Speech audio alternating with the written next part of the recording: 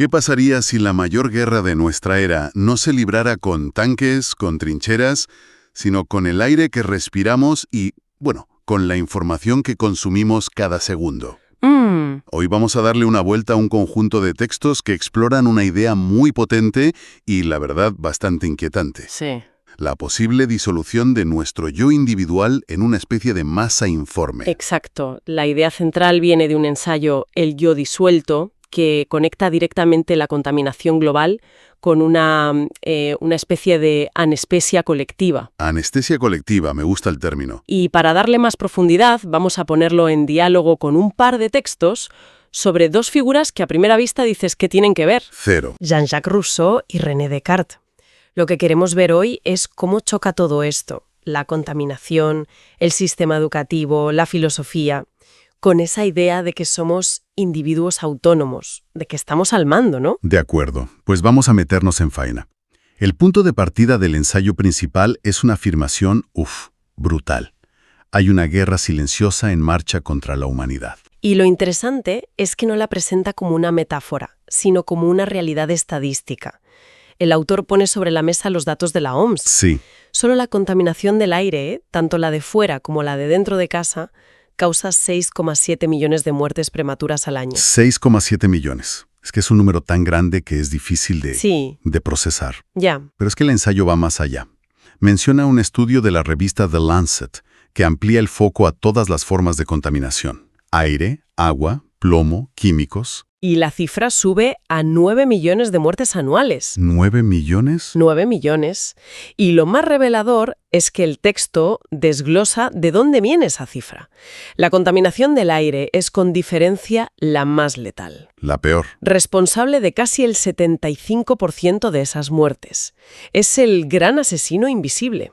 Y para que entendamos la escala, el autor propone una comparación muy dura.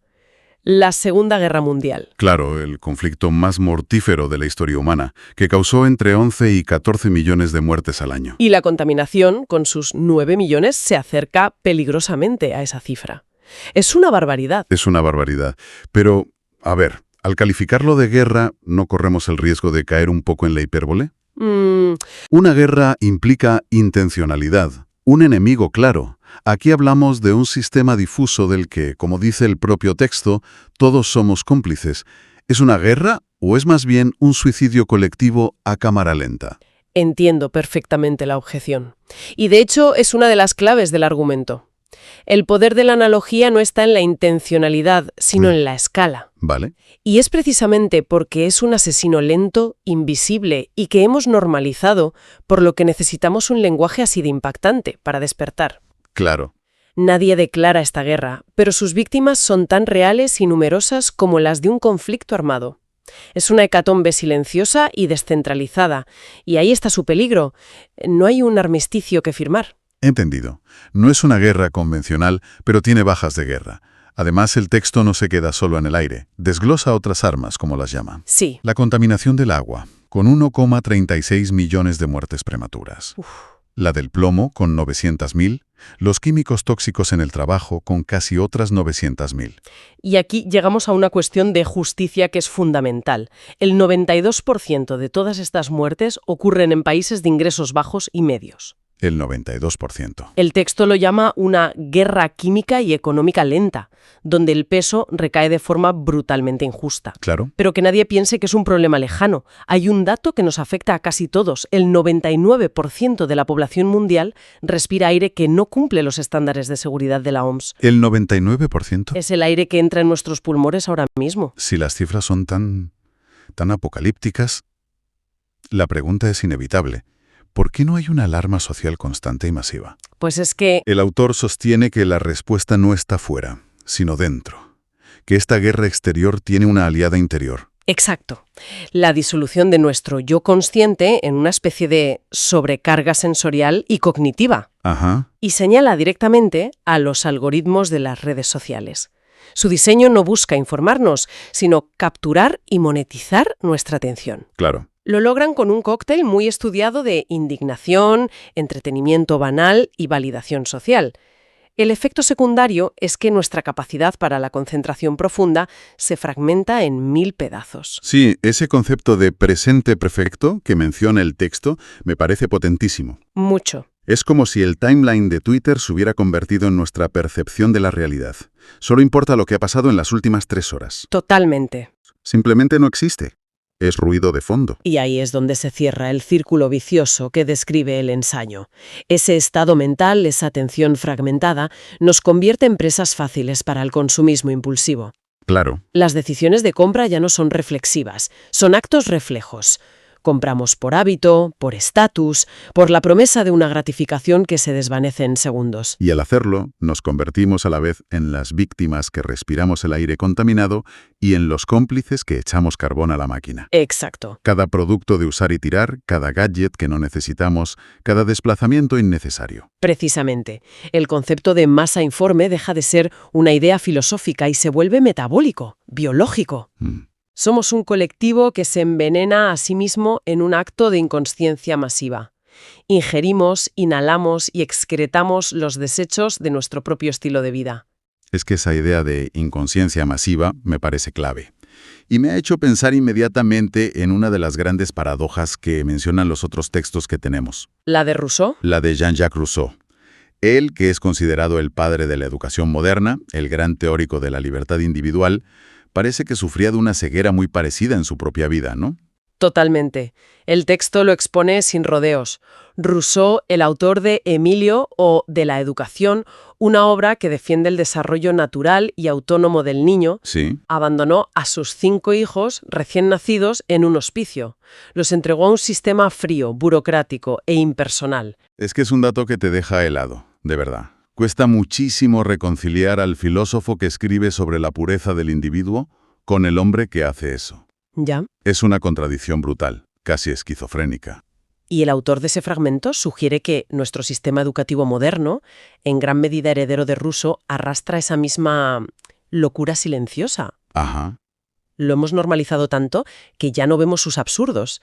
Es un sistema que predica la individualidad y el pensamiento crítico, pero que a menudo opera con una lógica industrial de uniformidad y estandarización. Claro. Nos moldea de tal forma que nos cuesta imaginar otra manera de aprender. Como Rousseau, que teorizaba sobre la libertad mientras en la práctica, externalizaba la crianza de sus hijos a un sistema rígido. Es una comparación muy potente. Mucho. Y el contraste con la otra figura que mencionan los textos, Descartes, es enorme. Porque de Descartes uno esperaría justo lo contrario, ¿no? El padre del racionalismo, el hombre que busca un método universal. Exacto, esa es la expectativa, pero el texto revela un matiz que lo cambia todo. ¿Así? Y está en el propio título de su obra más famosa. La llamó Discurso del método, no Tratado del método. Ostras. Y la diferencia es abismal. Un tratado busca imponer un sistema cerrado y universal. Un discurso, en cambio, relata un viaje personal. Y en su correspondencia, como en las cartas a su amigo Marín Mersenne, lo dejaba aún más claro. Venía a decir, mirad, este es el camino que yo he seguido para poner en orden mis pensamientos y reconstruir mi razón.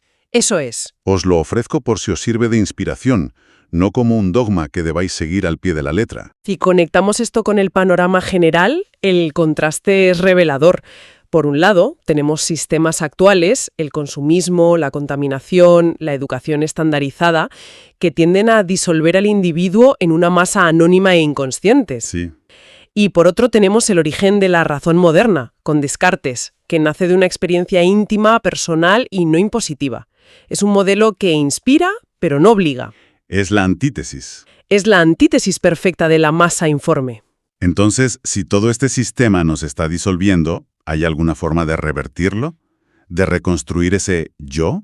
El ensayo principal es sorprendentemente optimista aquí y propone lo que llama un manual de resurrección en 3 niveles. Empecemos por el primero, el más cercano, el yo individual. La propuesta es empezar por recuperar la agencia personal. Y el texto es muy concreto. Habla de un consumo crítico. Vale, de hacernos 3 preguntas antes de comprar cualquier cosa. ¿De verdad lo necesito?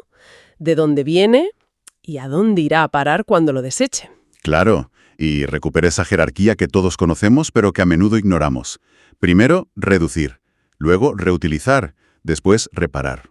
Y solo al final... Y solo como ultimísima opción, reciclar. Pero a ver, aquí el texto se pone un poco, no sé, idealista.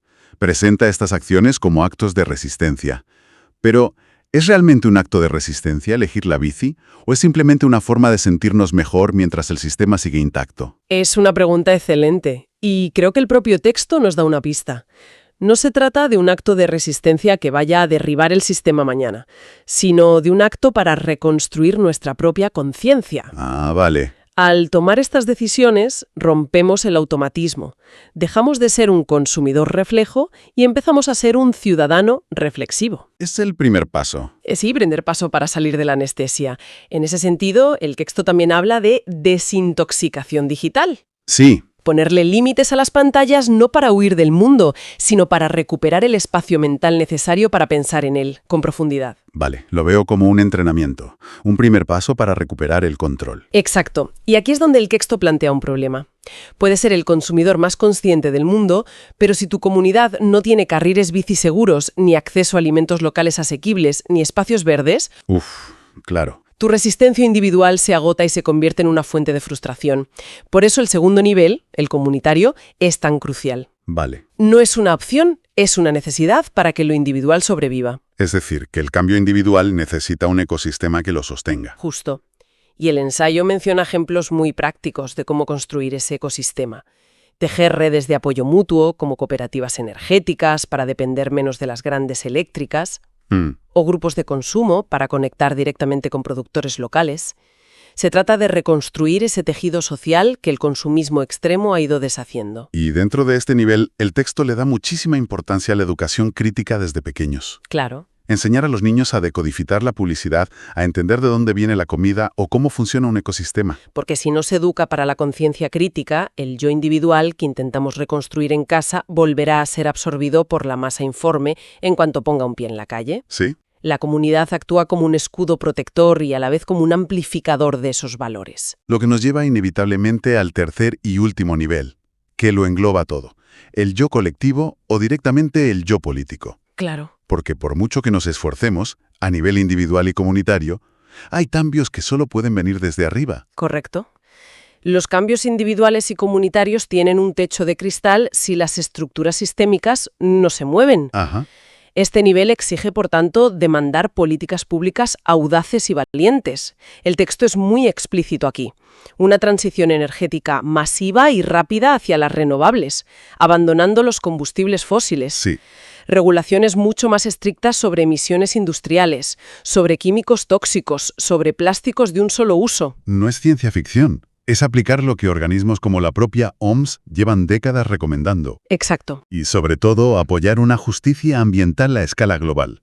Reconocer que este problema no tiene fronteras y que las soluciones deben priorizar a los más vulnerables. A esos países que, como veíamos al principio, sufren el 92% de las muertes sin ser los principales causantes del problema. Es la única manera de cerrar el círculo. De forma virtuosa, sí. El yo individual recupera su conciencia. El yo comunitario crea resiliencia y alternativas.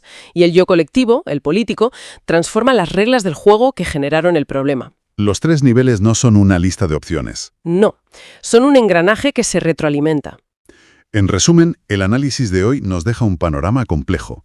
Hemos partido de una idea muy fuerte, la conexión entre la contaminación que envenena nuestros cuerpos y una especie de contaminación mental que disuelve nuestra conciencia. Sí. Creando esa masa informe que parece actuar en contra de sus propios intereses. Y hemos visto cómo esa tensión entre el individuo y el sistema resuena en la historia del pensamiento, con la paradoja de Rousseau que nos alerta sobre el peligro de la incoherencia entre lo que decimos y lo que hacemos.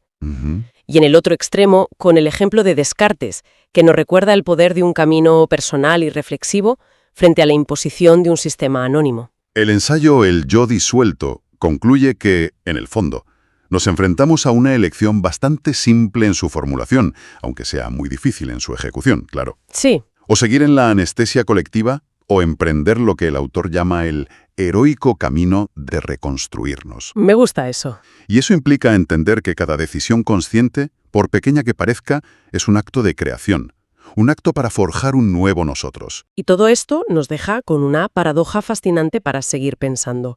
Por un lado, un sistema global, impersonal, anónimo, nos está disolviendo. Por otro, figuras como Descartes nos recuerdan que la razón, la conciencia y el cambio real nacen de un viaje profundamente individual e intransferible. Esto plantea una pregunta clave para la que los textos no tienen una respuesta única. Para resistir a esta disolución, ¿dónde debe empezar la reconstrucción? ¿En la transformación de los sistemas externos que nos oprimen o en la revolución interior que reclama nuestra propia conciencia? O si una puede existir sin la otra. ¿O es que en realidad hemos llegado a un punto en el que una ya no puede existir sin la otra?